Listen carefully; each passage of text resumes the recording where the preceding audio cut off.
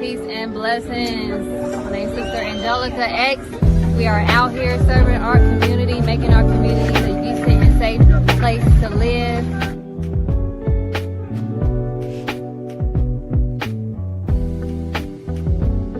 Thrive and nurture from A to Z, knowing that healing isn't a destination. We gotta remember that.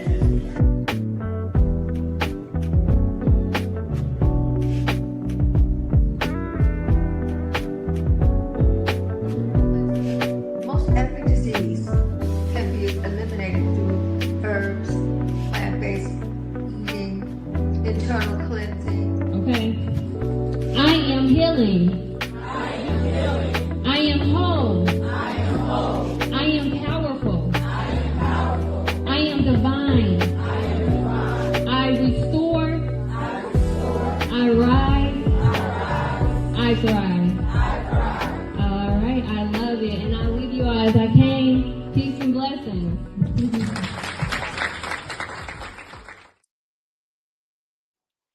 Assalamu alaikum, family, peace, healing, and a light. And welcome back to another episode of Healing with Angelica's podcast, where we discuss all things healing. And if you are new to the show, welcome, beautiful souls. So before we get started on today's episode, please be sure to share, like, follow, and subscribe so you won't miss out on any upcoming episodes on any of your favorite podcast station, Healing with Angelica on Facebook and YouTube. And also, again, to help spread the light of healing to others in need. I am also on Closing the Gap broadcast and Knowledge for Life. So if you are watching from those platforms, please be sure to come on down to Healing with Angelica and subscribe as well. Also, if you are ready to start your healing journey and don't know where to start, Healing with Angelica is here to assist as we offer one-on-one lifestyle wellness coaching through, again, Healing with Angelica. So book a session today by texting the word HWA to 614-585-6040. More info will be in the description at the bottom of your screen. All right, so on today's episode, we have a beautiful soul joining us today, our beloved sister, Sister Aleah Muhammad. Welcome. Thank you so much for joining us today. How are you? I'm doing good today by Allah's grace and mercy. How are you? I'm well. By the grace of Allah, it is a pleasure to have you on the show. Now, for those who may not know who you are, do you mind letting our audience know just a little bit more about you? Um, I don't know. It's really not a whole lot to say. Yes. um, Other than what I shared in my bio, that's pretty much who I am. I am Aleah Muhammad. I live in a very small city, in Georgia. So we don't have a lot of people here, and this is pretty much where I've grown up. So I've most of the people that I've met throughout the nation, I've met over social media. Mm-hmm. And just by trying to get involved with some of the, I guess, like the different groups that they form, So um, I love what I do, which is homeschooling and being a stay-at-home mom. Yes. Well, I love the homeschooling a little bit because I have a very difficult student. But other than that, I mean, my goal is to pretty much do whatever Allah guides me to do and to be the best that I can be. So, Yes. Oh, I love it. A beautiful introduction. Praise be to Allah. Now let's get started on today's episode, Reformed by Faith, My Journey in the Nation, Womanhood, and Overcoming Life Trials. And please, for my audience today, do not hesitate to put any questions you may have for our guests in the comment section below. Inshallah, we will strive to get to them all. So, in this episode, again, with Reformed by Faith, My Journey in the Nation, Womanhood, and Overcoming Life Trials, we are joined by our beloved sister, Aleah Muhammad, as she shares her personal journey of faith, finding purpose, embracing womanhood, and navigating the many trials life can bring. This conversation is one of strength, resilience, healing, and the power of trusting God through every season. If you have ever faced challenges, search for direction, or needed encouragement to keep going, this episode is just for you. Get ready for an upliftment, honest discussion that will leave you empowered and inspired. All right, Sister Aleah. So I want to just go ahead and just kind of start from the basis of everything, right? Do you mind just sharing with us a little bit about your journey in the Nation of Islam and what it means to your life? Okay, well, I did state in my bio that I am born or I was born in the nation. Mm-hmm. So I grew up obviously, well, here we have a study group. Where I live currently is where I grew up. So we have a study group here, and again, very small. We didn't have a lot of children, but we've had children. And I went to, we don't have like a MUI, things like that. I went to public school pretty much under the care of my parents and learning more about, not I won't say learning more, but learning about Islam and being able to uh, have an understanding about it. It was very much so a Muslim home. Um, you get older, and going to public schools, you become under influence, unfortunately, especially when you don't have a strong um, influence, like mosque influence for the youth being here. We haven't, not having a lot of young people, not having a lot of youthful presence, you eventually kind of start to gravitate towards some of the other influence of youth that you are surrounded around. Mm-hmm. So, went to public schools. Eventually, I graduated. I wasn't really so much under the influence at that time because, again, I'm living in a Muslim home. I have the guidance of my wonderful mother. So, there are things that I do understand. But then when I went out to college, was pretty much when I saw that that foundation was probably kind of weak. Not that they didn't do a great job in establishing Islam in us because it came out later. But that my my I don't know, should I say level of influence or my ability to be influenced obviously was pretty strong in that I became influenced Yeah. by my own will and doing, by the way. This is not like somebody made me do anything. Yeah. Nevertheless, I lived the life of a lost found during my college years, the beginning of my college years. And my sophomore year, I was actually originally going to school for nursing. Mm-hmm. And my sophomore year, um, I did horrible. I failed just about every class the first semester. And everything that I felt like was bad that could happen in my life felt like it was happening. And so I eventually I started reading. I started reading, and the first book that I read was Queen of the Planet Earth by Minister Ava. Mm-hmm. And so I was like, okay, I know better. Like, obviously, you know better. Mm-hmm. Yeah. I gotta do a little bit better than what I'm doing because this life that I am living right now is just not a good life for me. It's not even the type of life that I really want to live for real. Mm-hmm. Um, and I started reading it and I started realizing my value a lot more, and it pretty much turned my life around. So I started to study. I started exercising. I stopped a lot of the things that I was doing, Mm-hmm. and I ended up getting on the dean's list the next year. And I pretty much was excelling every year after that. Um, it wasn't enough to get me into nursing school because the way their program works is that by the end of your sophomore year, you have to be applying for nursing school so you can start to enter it for junior year. Mm-hmm. So I ended up changing my degree and I went for public health because public health was also a degree that you could get if you wanted to enter to go into nursing at a later date. But I enjoyed public health. and I enjoyed the different topics and it not being so hands on in terms of being in the hospital Mhm. that I decided to just stick with that. And I graduated with the degree. And after I graduated is when I actually decided to register. I didn't register right away, but I eventually within the less than a year really of me graduating is when I eventually registered. Mm. Wow. Love it. Love it. And even though you were brought up in the nation, you did have that experience of being a lost found and then finding your way back. I think that's beautiful. And within that journey, it seemed like you continue to just stay within the path from after that turning point of going ahead and joining. I love it. Praise be to Allah. Now, with the title of the show, right?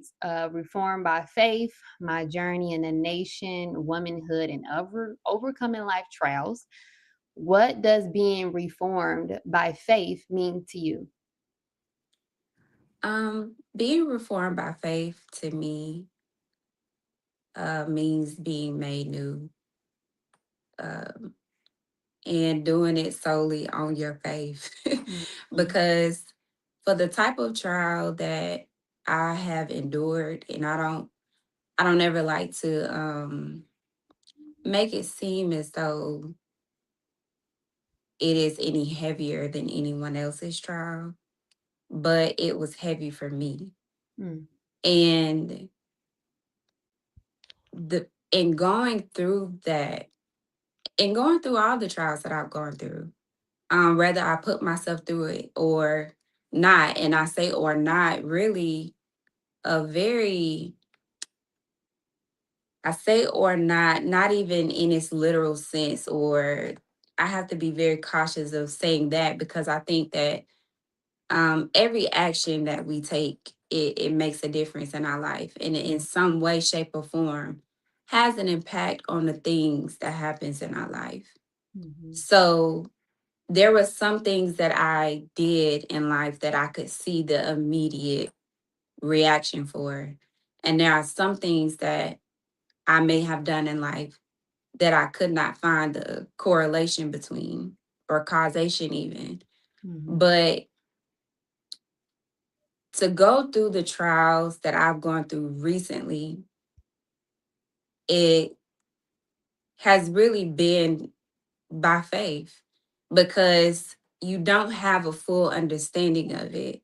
This is when you really start to get very deep in the prophets mm, and the lives that they have lived. And particularly in the study guide that we're in right now, when we talk about rising above emotion into the thinking of God, it's something that has been heavy on my mind whenever I'm able to, I won't say able, but whenever I read it or whenever I'm engaged or whenever I'm in study group, because it's my very experience that I have had to go through um in this time frame. mm, So to be made new, and I'm still being made new, but I do see new phases of myself because of the of me striving to have faith, mm, and my desire to be pleasing to Allah actually keeps me grounded enough to have faith, because otherwise it my emotions would take over. mm, And there has been moments where I have felt like David, or I have felt like the Jesus that they described in the Bible at that time. I have felt forsaken. And mm, so in those thoughts or in those feelings, I could say that I certainly have had to have faith. I've been pushed by people who have faith. I've been encouraged by people who have faith to continue having faith and to be strengthened in that, because as it does state in the study guides as well, is that faith is the essential quality for rising above emotion. And so I thank Allah for that. Um, it means exactly what it says, is that it's essential to be reformed, to be made new. You have to trust in Allah that He will make you new. When He put Job, He allowed Job, as the minister said, that Allah will chastise the believer. Mm. You know, He will allow things and trials to come up for the believer. And as I strive to be not just one who believes, but one who knows, I know that I have to endure that as well. But when you think about a prophet like Job and what he had to go through, when Allah allowed that to happen to him, Mm. and it was as if Job had been forsaken. But at the end of the day, when he did answer him in the whirlwind of his emotions, as the minister has stated, or as the Bible states, then we know that he was multiplied, that giving, he was given a reward, you know, through his ability to keep his faith. Mm. I love it. I love it. As you're speaking on this, you were referring back to the different prophets that has already endured things as an example for us as to how we're able and how we can get through it. That takes me to my next question. We know, as we've seen, that you have endured some deep losses just recently. And with the deep loss that you have endured with the passing of your mother and your son, how did those experiences test your faith and what helped you keep going through the grief? Well, I believe that my faith had been tested more with my son than my mom in the initial stages of the loss. And then somewhere along the line, I started to see my faith being challenged um, through my mom's life, her experience, and my reflection upon it. And when it came down to my son, we had been having some experiences with him, challenges with his health. It was very unknown to us as to why those challenges existed, because I mean he took every test that they knew to take, and nothing showed a child that was sickly. Mm. Um we really had no idea at first. We was talking to doctors in the nation, and we were talking to obviously the doctors at the hospitals. Um they were so puzzled by it. They even wanted to send us to uh it wasn't Harvard. It was another one of those hospitals that do research and stuff like that. But we didn't want our child to be a guinea pig per Mm. se. Yes. But we weren't extremely closed down to it. We just didn't know enough about it Mm. at the time. He took genetic tests. He took every medical test that we could find, and nothing really showed a sickly child. His tests were coming back as though he was fine. Mm. There was no real underlying illness or cause for his hospital stays. So I was praying to a lot about it. I spoke to a few doctors in the nation, but one of the recommendations gave me a sister who gave us something that actually did help him. Um, and for about a year, I mean, he transitioned at 2 years. Mm. So the first year of his life was when we dealt with most of those challenges. But towards the second year of his life, when he was about 11 months or so, we began doing the things that she recommended, and he was fine. You know, he seemed fine. He Mm. it was healthy overall, quote unquote. I was very strict in the diet. I was very strict in the foods. We didn't really eat out. Um, and I was just striving. I can't say nothing that I did was perfect because it wasn't. And I was still learning a lot. I was learning what he couldn't eat. I was learning what, just different things like that. So, um, and all the time I'm going to school. I'm helping to care for my mom who was living with me at that time, helping my dad doing the things. And I'm taking care of another child homeschooling. And at that time, I was actually pregnant. So I felt like I was doing a lot. And I felt like I was doing enough that when I'm praying to Allah, I'm like, send me some help. like, like, now I know I'm going into the schools as Yeah. well. I'm trying to help any call that any person asks me to do, helping with the study group, anything. In my mind, I'm thinking like, I need some help. Like, send me some help, give me something. And for a little while, I did. I had a sister who came and she helped me for as long as she could, and it didn't last that long, but um it lasted for a period, and I Mm. thanked Allah for that. But after that, I still needed help and I just didn't feel like I was getting it. And so when fast forwarding all this time after I had the baby, I'm still homeschooling, I'm still helping to take care of my mom. He starts to get sick again. Mm. And I'm crying out for help then because I'm finishing school, I'm doing all these things.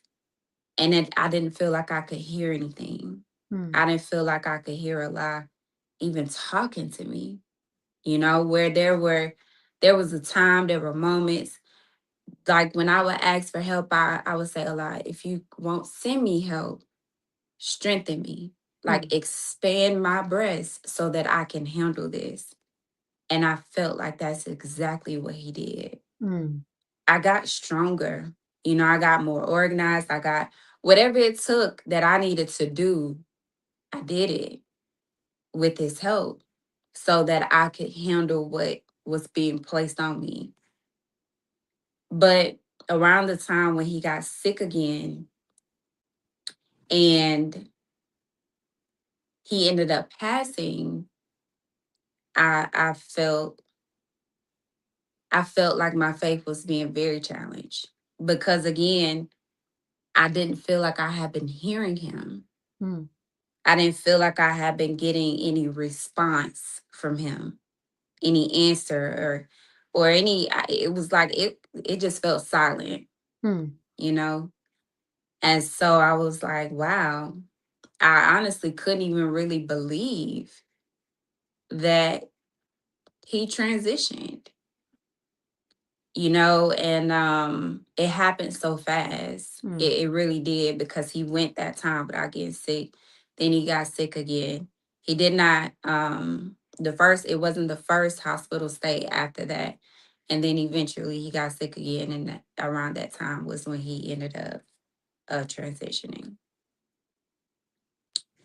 So yes, my faith was challenged because not only did I feel like I didn't really hear a lot, sometime after that,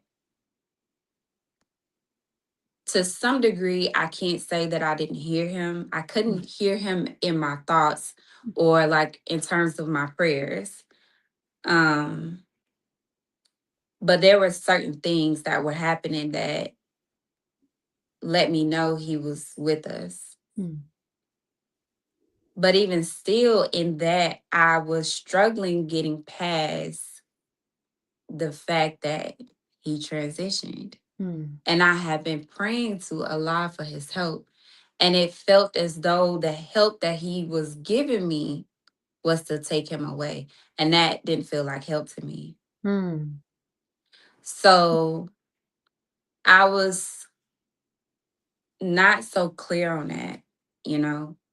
I didn't feel very assured or confident or how to see that. Um, but the way that I responded to it was to do what I set out to do. Mm. So this is where people may see, if you look at the timeline, I started getting more on social media. And I talked about God's love for those who believe, and me talking about different things that I have been reading, continuing to pray, continuing to read, and continuing to endure in the absence of my understanding at that time. So I was okay for a while. Um, but as time continued, I started to feel like how Mother Clara felt, or what I thought, or what I think Mother Clara felt, based Mm. on how it was explained, and that I hated the trial. Mm. I hated it. And I have to be honest, because of how hurtful it was Mm. and how prolonged the pain had been. I'm still 7 months, 8 months later, 6 months, whatever it is, and I'm still deeply pained by this.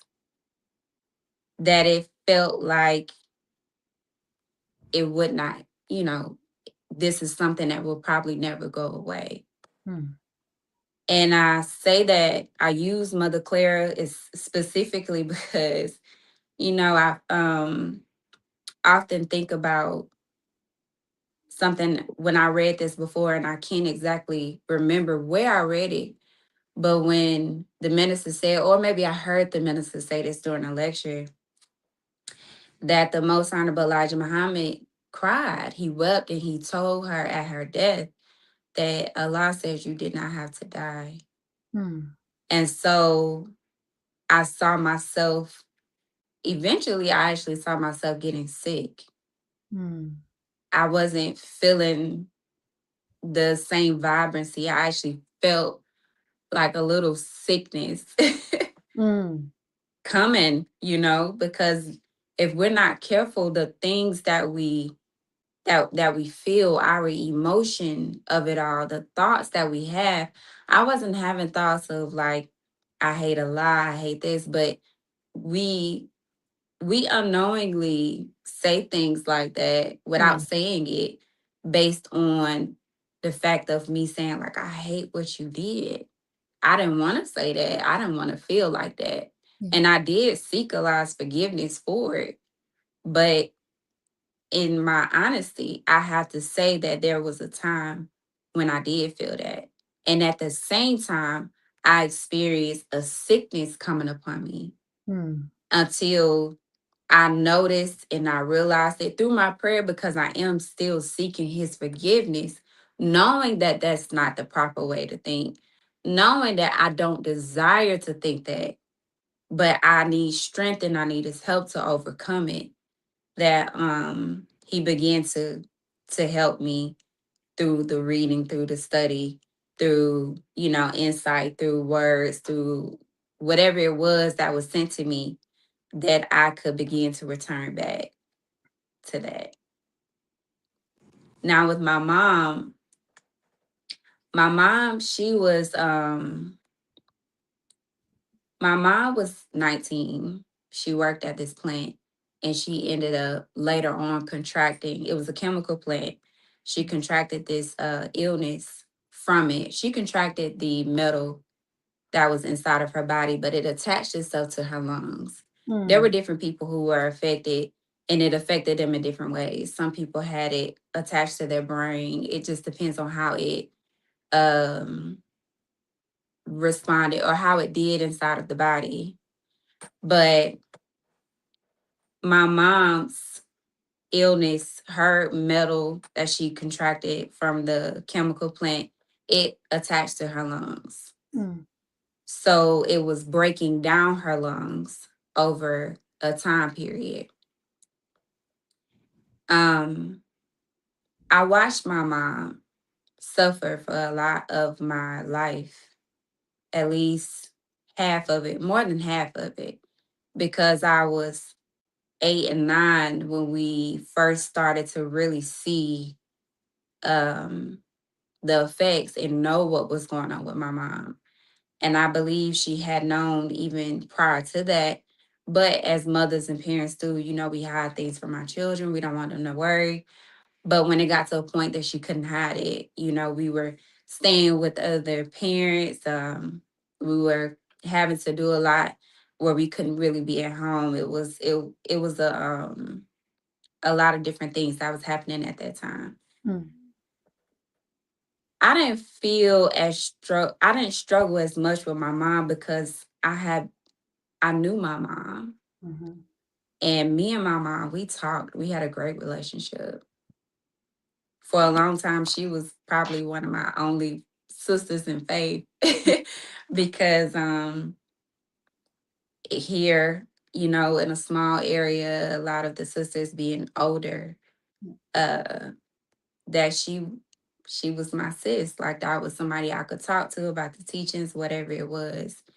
And even after Khalil's, which is my son's name, transition, my mama said that Allah is still God and he is Master Farad Muhammad. Mm. And he's going to be that no matter what. And we have faith in him that whatever this is and whatever reason that it is for good. So up until that point, and even at her death, although I did not get a chance to speak to her that day, my feelings and my thoughts is that Mm. of her, that even in her struggle, she has never, and I can't say what she thought, but I know her words didn't depict that. I know her actions didn't say that. She never stopped giving charity. She didn't stop trying to do and work and be someone who helped with the cause.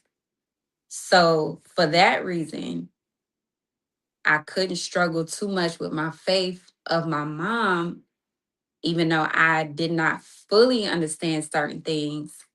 There's a greater understanding of it, and most of it comes from her example and her mindset that she took and that she took up until the end, from what I know.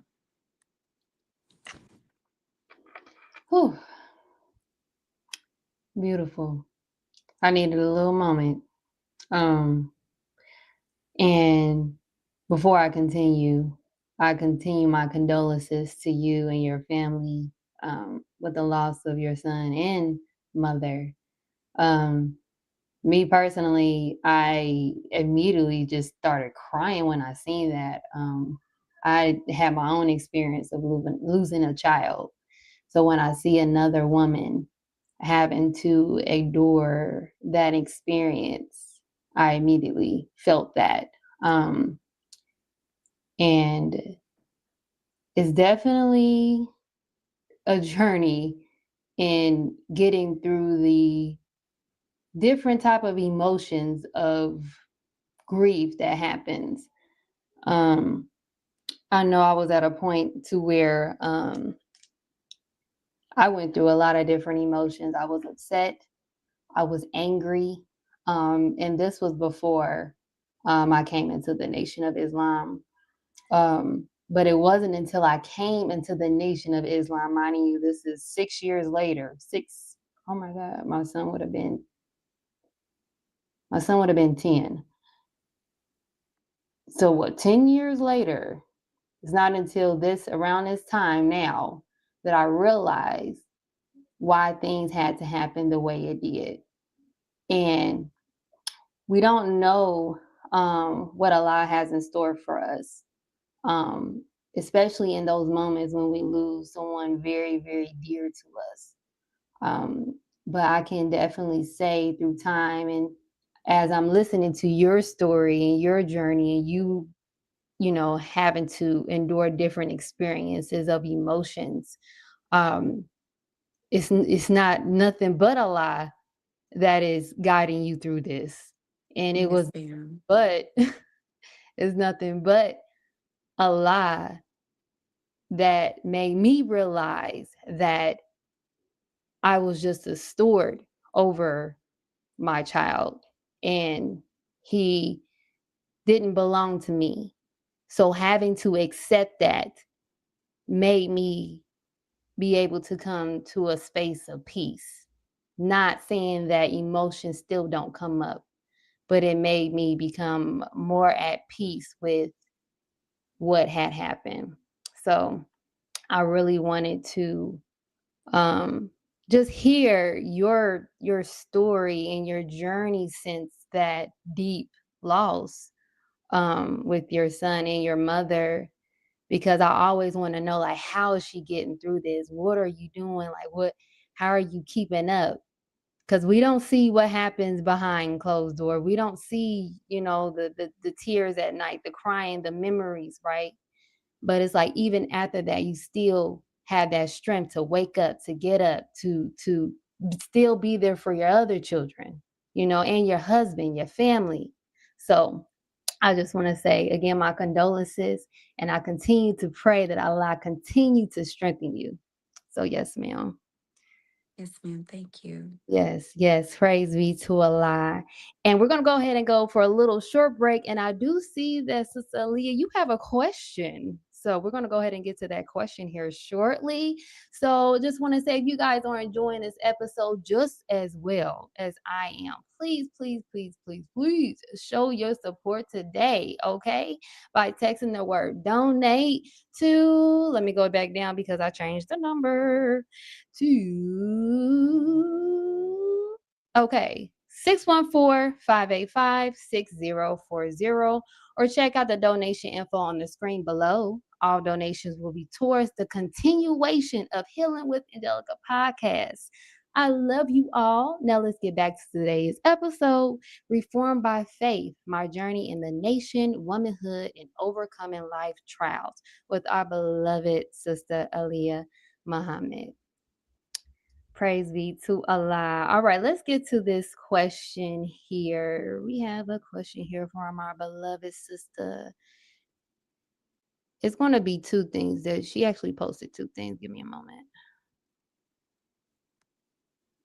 Okay. She said, we have Sister Anissa for Khan Peace. I hope I said it right, please. Excuse me if I did. Alhamdulillah, Sister Angelica. You have Alhamdulillah, Sister Angelica. You have the name of my great grandmother, Angelica. Wow, praise be to Allah. Please ask our sister Aleah to comment on her experience and commitment to the term forgiveness and how it applies to the foundation of healing amongst us, particularly among family members. Thank you. And I can keep it up on the screen for you. Yes, ma'am.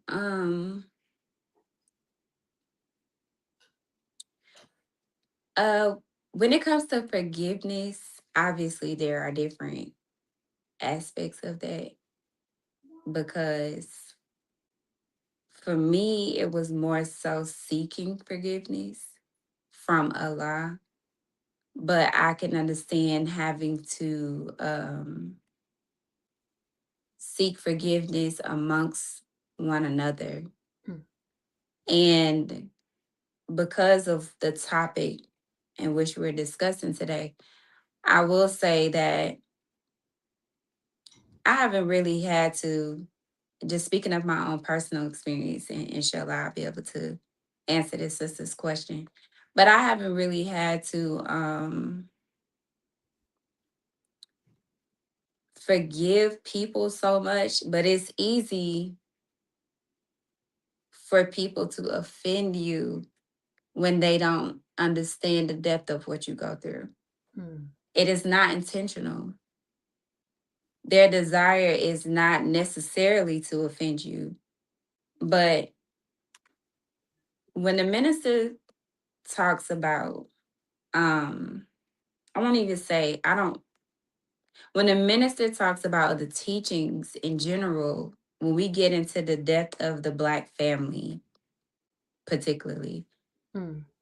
and our lack of empathy and sympathy, but particularly empathy for one another, it is not easy for people to necessarily walk in another person's shoes, to really be able to understand what a person is going through and may be needing to seek forgiveness of.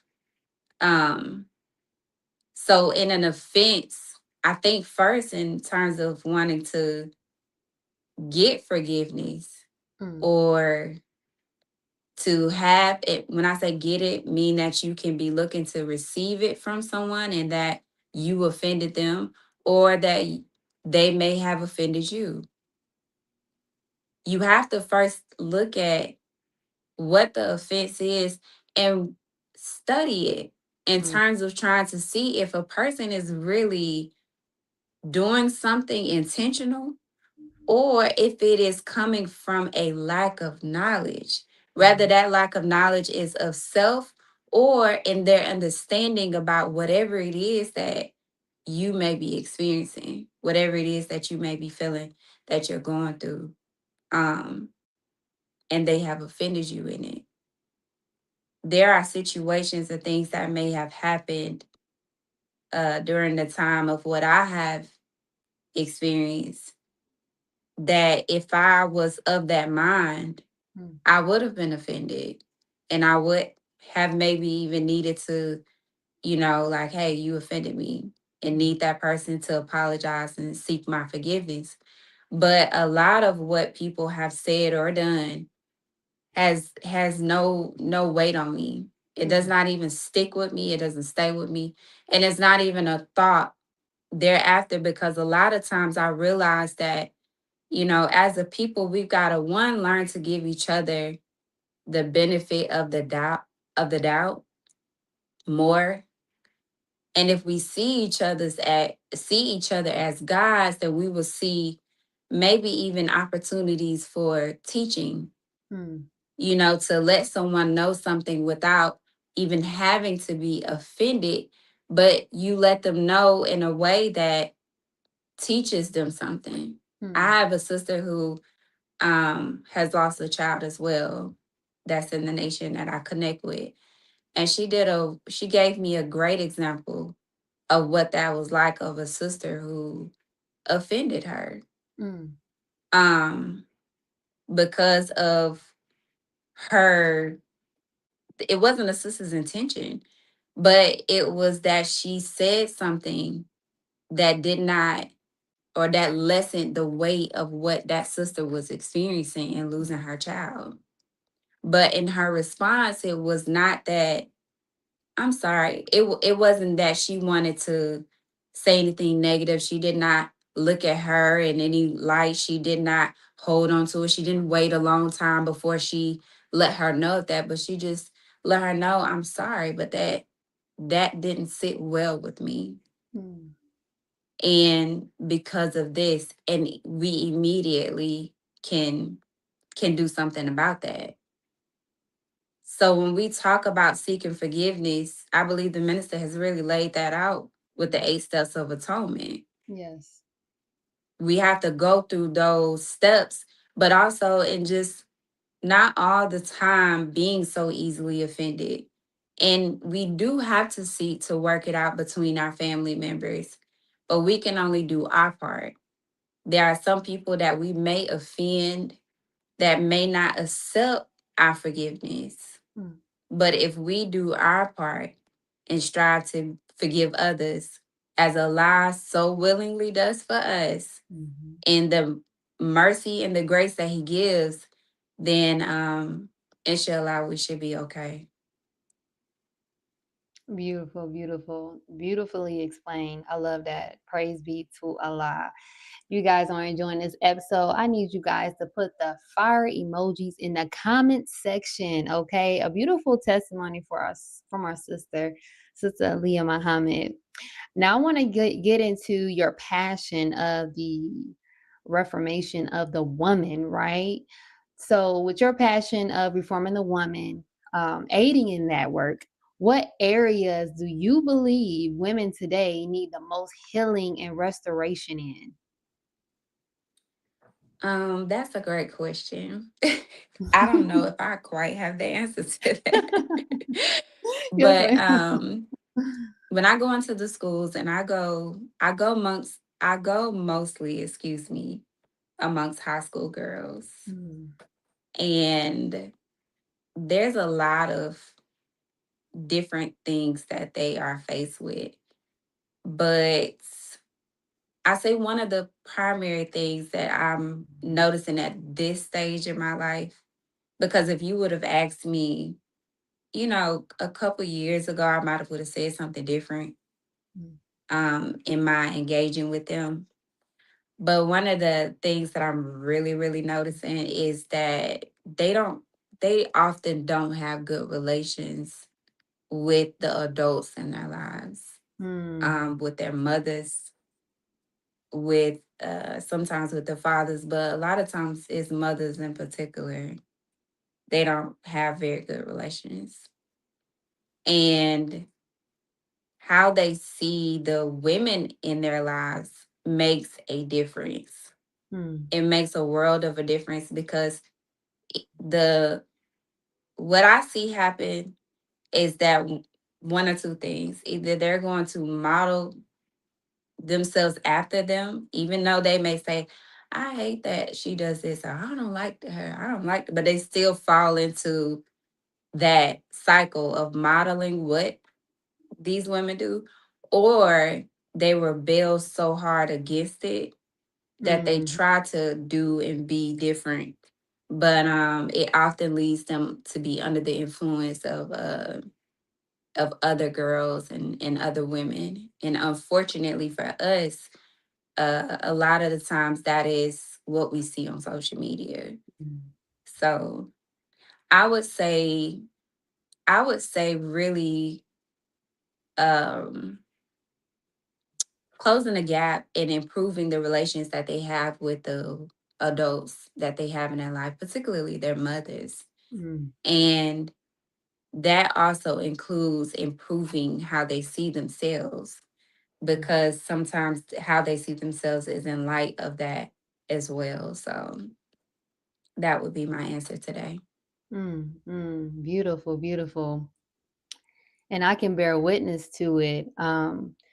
I work with I work with just youth in general, from the women and the younger men in their relationship. There's a they call it like a generational gap, um, to where they don't feel understood or heard by adults, and even their own, mother or father at a point of, in a point of time, which is causing a lack of understanding for them to be able to vent and to pour out. And then, as you spoke, unfortunately, you didn't say this in particular, but when we see see that, they end up turning into different types of behaviors, right? Mhm.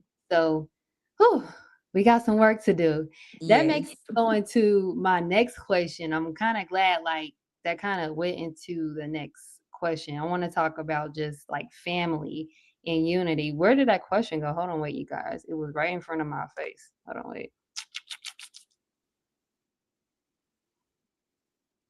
Okay, right. Here we go. So, even based off what you just said, in your opinion, what roles does home play in rebuilding our community and nation?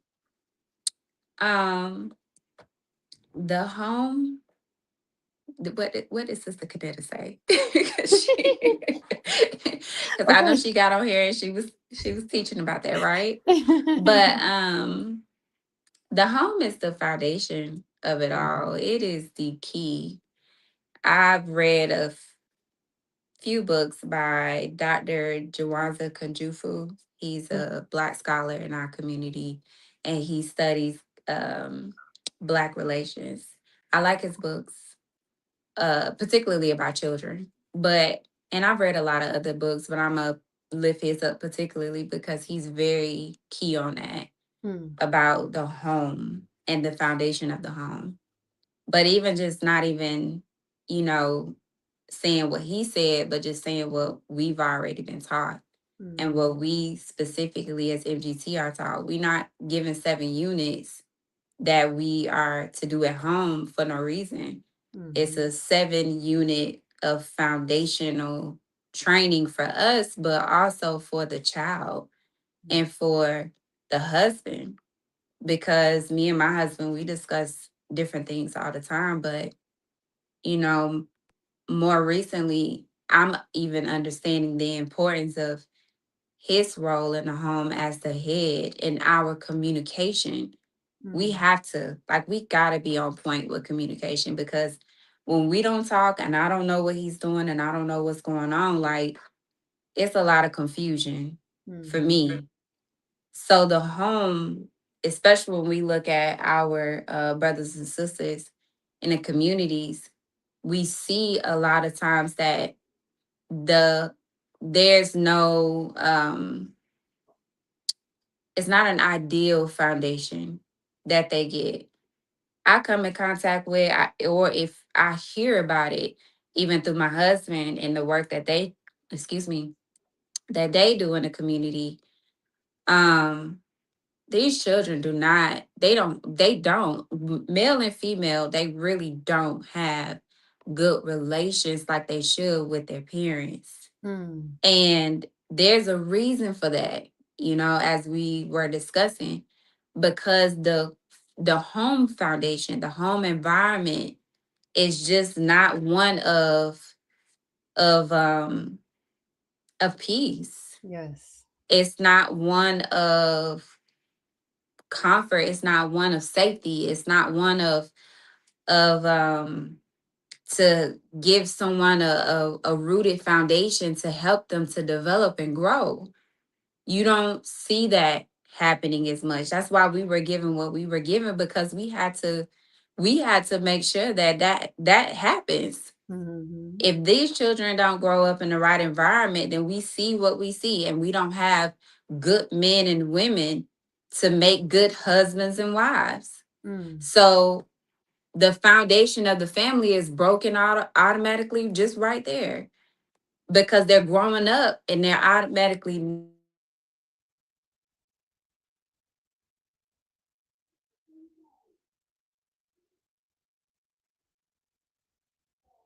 All right, give us a moment, you guys. You know how technical difficulties work, right? Give our sister a moment. My apologies. I was getting a call. You're fine. Can you hear me? Yes, perfect. Yes. I can't hear you. Oh, you can't hear me no more? I can't hear you, but I can hear you. You said you can hear me. I can hear you. Okay. You can't hear Let me me? see. You're probably Mhm.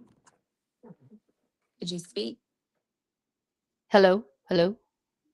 I Hold can't on, hear wait. you. I'm Give me a sorry. moment, you guys.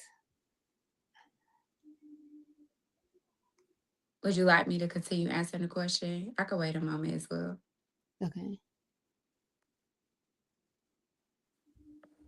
I sent you a message. Okay. Exit and come back if you can't hear me.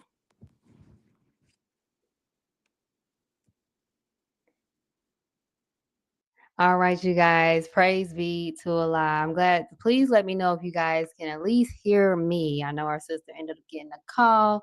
You guys know how that works. Okay, she's coming back. That was quick. Let me see. I can hear you. You can hear me now? Hmm. Ah, praise be to Allah. Yes, ma'am. I Okay. apologize. No, you're fine. You're fine.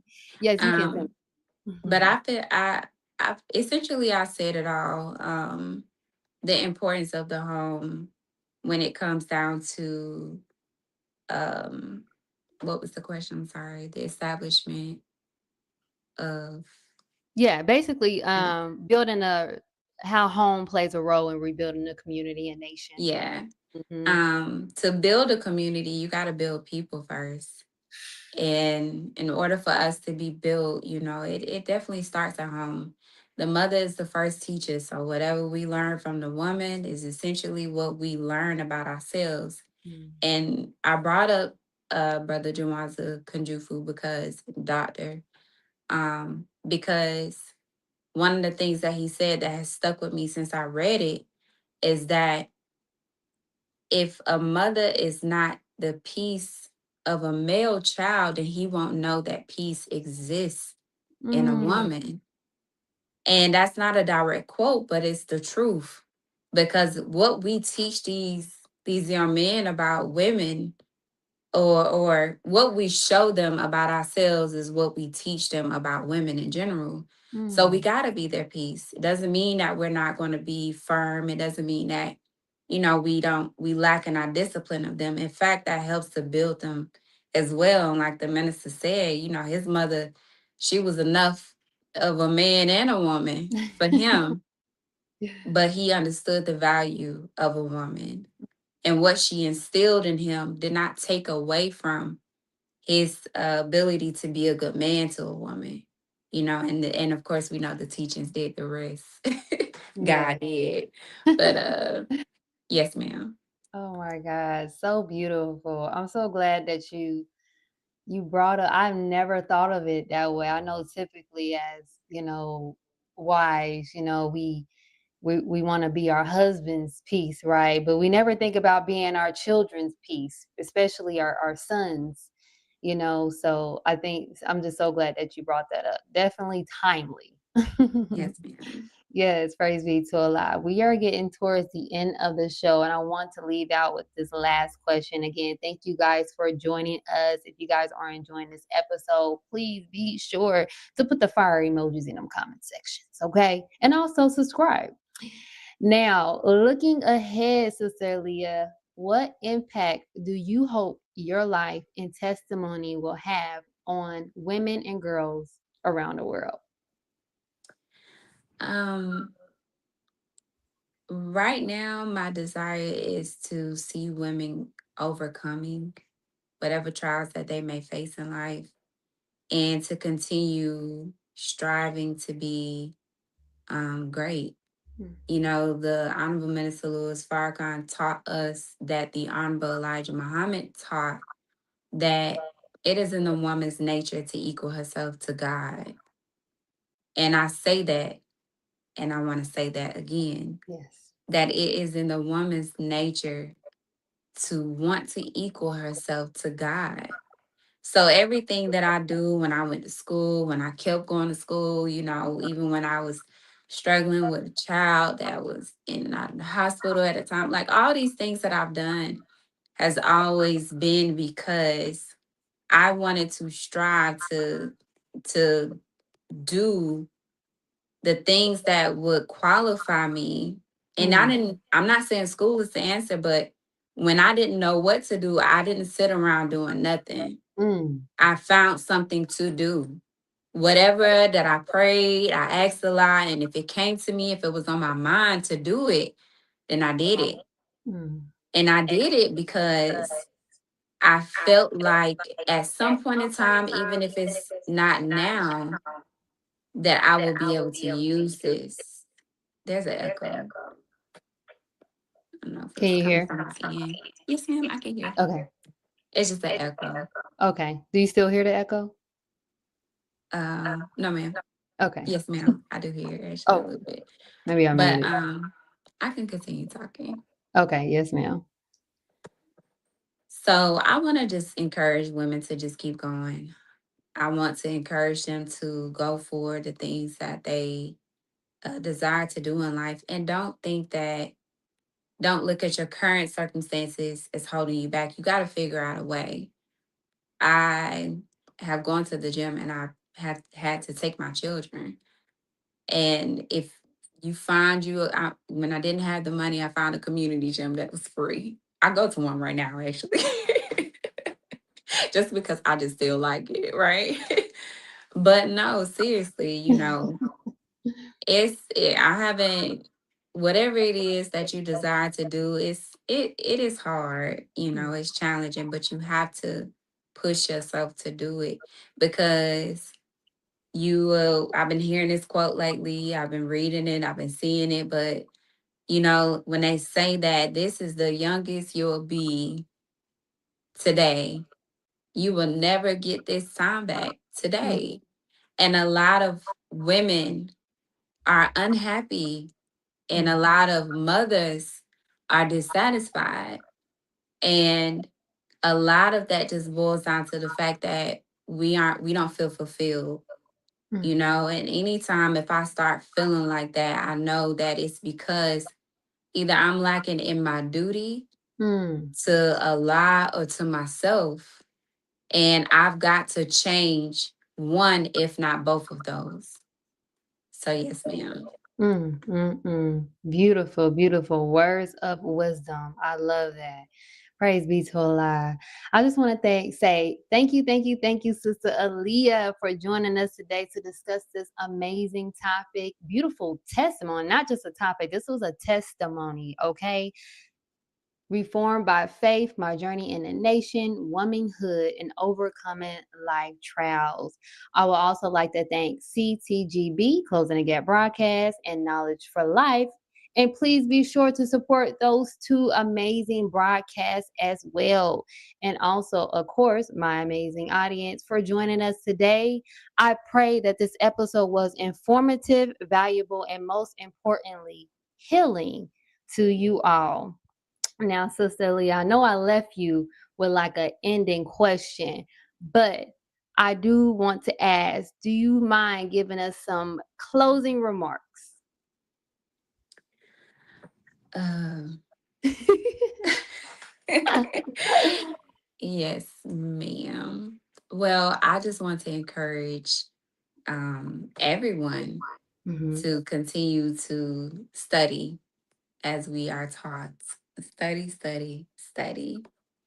And to really work on rising above emotion into the thinking of God. Now, I'm not telling that to anybody as though I don't have a lot of work to do myself. It is an absolute struggle, and it is difficult whenever you go through struggles, whenever you go through trials that seem unbearable, mm, as we are taught, particularly in this study guide.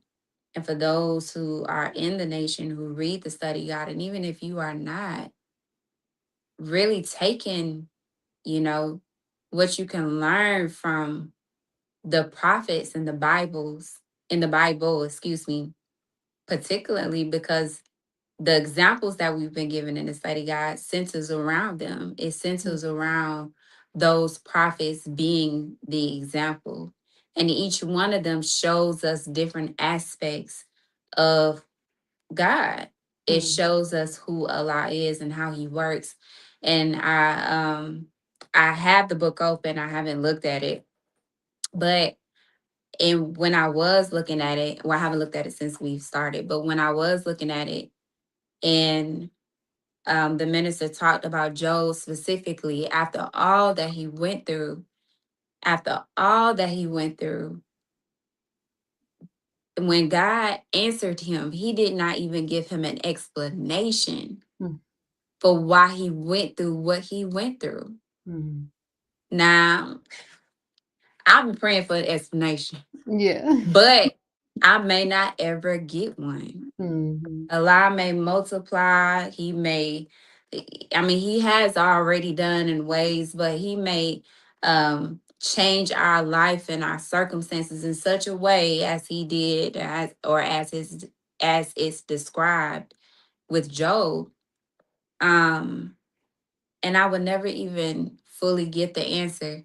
But what he said, and he meaning the minister about that, is that Job was still humble mm, and he still believed and had faith even after that, knowing that he was not even offered an explanation for why he had gone through what he had gone through. mm, But he did not lose his faith, and Allah still gave him a reward for keeping that faith. So at all times, we have to rise above emotion. We do get the liberty of questioning God. We do get the liberty of Allah's mercy, but we have to remember that He is God, and however He works in learning, striving to learn more about that, we have to be accepting that He knows. He is the all-knowing. He is the all-seeing, and He is the one on whom all depend. And I'm gonna end it at that. Beautiful ending, beautiful message. We have to remain in faith with everything that happens to us. So I love it, sister. Praise be to Allah. I just want to say again, thank you so much for joining us today. Thank you, my beautiful audience, for joining us today. And we leave you all as we came. Assalamu alaikum. Peace, healing, and light.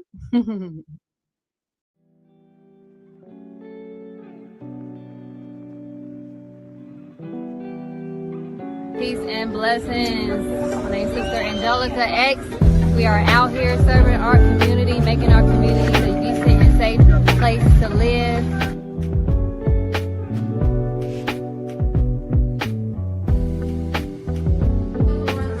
Nurture from A to Z, knowing that healing isn't a destination. We gotta remember that.